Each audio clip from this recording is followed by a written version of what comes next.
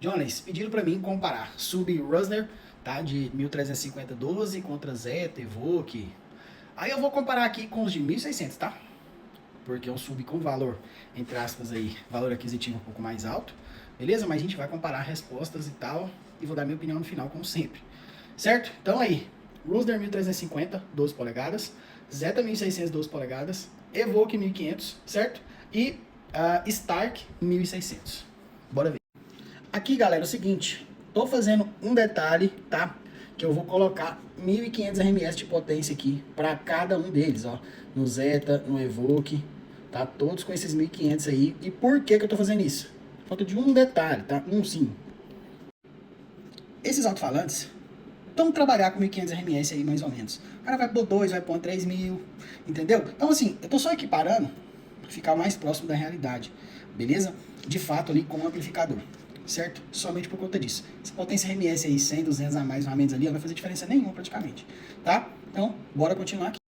E aquele esquema, Johnny, sempre 50 litros internos brutos em todos os subs, tá? Então vamos lá, começar aqui no Rusner, tá? Então sintonia em 40, tá? Também padronizei todos em 40 Hz, que para trio goiano trabalha muito bem, certo? Então aqui o Zeta 1600 também 50 litros, Evoque 1500 50 litros, e Stark também 50 litros. Então jogando todos os subs aqui selecionados, tá? Pra gente ver as curvas de resposta. Então a gente pega aqui, por exemplo, de Max Power, sob controle de cone, ó, vermelho é o que mais desce, justamente o Rusner, tá? Trabalhando a partir de 29 Hz. Depois vem o Zeta, de 1600, aqui a partir de 31, tá? E Evoque Stark, a partir de 33 Hz, beleza? Em curva de resposta tem uma ligeira diferencinha de um para outro, mas o que é que importa é isso aqui, ó, SPL térmico, tá? Então aqui de SPL térmico, galera, ó, vocês podem observar que o Rusner tem uma pequena vantagem aqui, ó, mas é pequena, tá, galera? Entre 37 até 42 Hz, mas é mínima a vantagem, tá? Não dá um dB de diferença. Na verdade, aqui a diferença de um para outro aí, uns vão descer um pouco melhor, tá? Que são os principais, o Rusner, depois Evoque, depois Zeta, e por último, tem uma curva um pouco mais plana, digamos assim, o Stark, tá? Então aqui, se a gente for analisar picos de resposta, eu vou tirar os gráficos aqui, de todos eles, ó. O Rusner, pico de resposta aqui em 41 Hz, tá? Certo? Zeta, 1600. Pico de resposta tá entre 43 e 46. Evoque, pico de resposta em 43. E o Stark, pico de resposta em 47 a 50, mais ou menos. Então, assim, podemos dizer que os mais macios aqui, em resposta de fato de SPL, tá? Seria o Rusner e o Evoque, vindo depois pelo Zeta e o Stark. Só que, galera, este mais seco, mais macio, nesse caso aqui, todos eles, o pico de resposta tá abaixo de 50 Hz.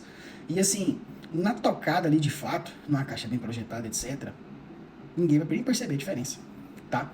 Primeiro detalhe é esse. E quando você observa que as cores de resposta todas aqui, tá? A gente tem uma leve vantagem do Stark a partir de 49 Hz com os demais. E é uma vantagem, entre aspas, até considerável, tá? De 49 em diante ele ganha de todos, certo? E ali, depois disso, tá? O Rusner a partir aqui de 46 Hz em diante também ele é o que mais perde para os demais. Então, o que é o equilíbrio, entre aspas, perfeito na minha concepção? Evoque Zeta. Você pode observar que as curvas de resposta deles, ó, elas ficam basicamente juntas, galera. Deixa eu tirar os outros dois gráficos aqui, deixar só o Evoque e o Zeta. Vocês podem ver, eu já falei várias vezes, o Evoque e o Zeta, tá? Evoque 1500, que o Zeta 1600, eles trocam basicamente a mesma coisa, tá? Então, vocês podem ver a curva de resposta é basicamente um em cima da outra, do início ao fim, certo? Depois a gente vem com o Stark, tendo uma leve desvantagem até 47 Hz, depois em 49 em diante, ele ganha aí 2 dB de todo mundo, tá? Só que abaixo de 47 ele perde um pouquinho. Tá? Então aqui, ó, de 40 em 120 dB, quanto os demais com 122, então são 2 dB e meio. Tá? Então tem uma pequena diferença sim, tá? Mas não é nada de absurdo, certo? E tem um outro gráfico que eu quero mostrar para vocês, que é tocando fechado, tá? Vou fechar aqui. E aqui é SPL em car. Aqui na SPL em car, galera, aqui é de fato o gráfico tocando fechado. O pico de resposta de todos fica muito parecido, aí, ó, entre 41 e 44 Hz, tá? A gente ganhando aí muitos decibéis, tá? Então assim, 134 dB, isso eu tô falando de um grave só tocando fechado, tá? 134 dB, o que mais vai ter pico de resposta é justamente o Rusner, tá? Nas vias de subgrave aqui, ó, de 37 a 40 e poucos Hz, tá? E depois aí, a partir de 47, o Monster já sobressai um pouco, Zeta e Evoque daquele esquema. Então segue meio que o mesmo gráfico, né? Só que mostrando os decibéis aqui com ganho de cabine, tá? Aqui com o porta-mala fechado. Então assim, galera, o que eu quero dizer aqui? Mesmo tendo a pequena diferença de um gráfico para o outro, certo? Todos aqui vão tocar macio, tá? Todos vão trabalhar muito bem, certo? Então assim, vale esse desembolsar um pouco a mais do Rosener para os demais? É complicado. Para quem busca uma exclusividade, eu acho que vale bastante a pena, como eu falei no vídeo do review deles lá. Mas pela resposta, comparado aqui de fato com os demais, e principalmente questão de valor, eu acho que eu preferia comprar, por exemplo, um Zeton Evoque, tá? Porque tem essa característica de trabalhar no meio termo, entre o Stark e o Rosener, certo? Mas tem um custo-benefício mais acessível, entendeu? Pela resposta que entrega. Acho que até por conta disso que hoje são as duas marcas mais vendidas no mercado, porque isso acaba levando de fato o consumidor final, a galera percebe nos eventos, nas tocadas, nos carros montados de um cliente ou outro, tá? Que realmente são muito boas, tá? Nessas potências mais altas aí, Zeta e Evoque. Então, galera, para quem tem interesse em montar isso aí é uma curiosidade, certo? Tem muito de exclusividade aí na galera que monta, porque eu quero esse. Já tem vários vídeos falando sobre FB Audio também, comparado com Zeta.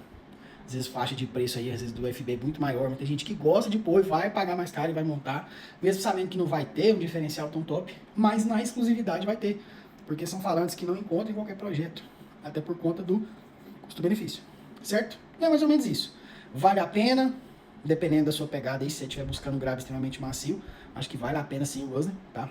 Pensando por esse intuito, principalmente quando você tem uma caixa com um pouco mais de volume, fica um pouco mais top ainda, tá? Essa questão do subgrave, nessa ênfase no subgrave de fato. Beleza? Quem gosta dos malas fechados. Mas também daria para fazer uma resposta com um pico mais alto, por exemplo, para trabalhar aberto, tranquilamente. Isso aqui é uma forma mais geral que eu tento trazer para vocês aqui, de respostas e tal, para tentar mostrar aí a diferença de um para outro em resposta de software, tá? De simulação de caixa. Fechou? Então é isso, tamo junto, deixa o like, se inscreve no canal. E quem curte aí, quer aprender um pouco mais sobre som automotivo, parte de projeto, instalação, madeiramento, tá? Aprender do zero aí, fazer forro de porta, porta-modo, paredinha, caixa de grave, caixa bob, tudo, seja no acrílico, na madeira, curvinho, carpete, grafitada, porra tudo. Então acesse o link no meu, se for no YouTube, na descrição, se for Instagram, TikTok, link no perfil, beleza? Tamo junto, abraço, o WhatsApp também tá aí, quiser chamar lá. É nóis, tamo junto e fui, John!